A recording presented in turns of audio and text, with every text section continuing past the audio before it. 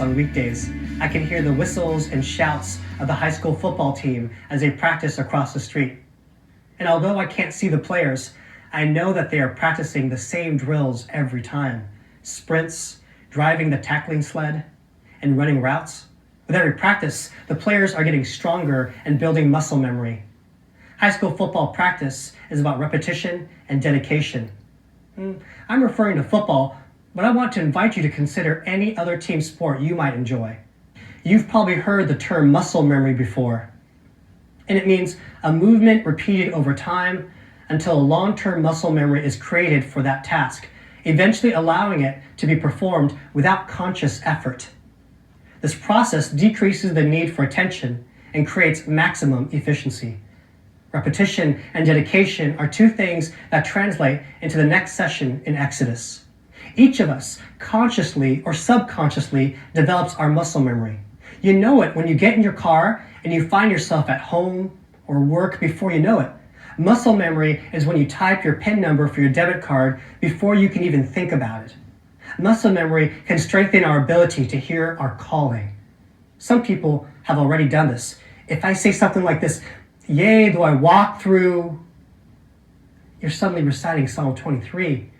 Or if I say, "Love the Lord your God with all of you're reciting Matthew 22. And when I say, "Let us pray," some of you will bow your heads and close your eyes, and some of you are beginning to open your palms instinctively. Now, I'd like to clarify something here. While I am encouraging you to develop your muscle memory, I am not encouraging you to just go through the motions when it comes to faith. Going into autopilot when you get to church is the last thing that will enrich your faith. Church, Bible study, personal devotion time, these are the practices. That's when your mind is turned on and your heart is open and you're fully prepared. What are we prepared for? As in everything else in life, it's different for each person. A few years ago, I was on a plane and sitting next to a person who began confessing all the reasons why they had not been involved in their church and how their soul felt anemic and lonely. As a youth minister, I counseled a teenager once when he finally confronted his parents about the physical abuse he had suffered his whole life. And there was that day when I found out a family member had a serious, incurable disease. I didn't know what to do.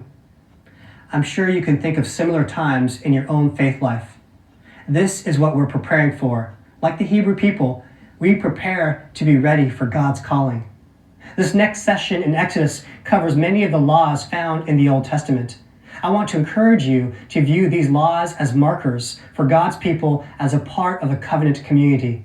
In this session, justice and righteousness are ingrained into the laws that God provides. These themes we find throughout the Bible.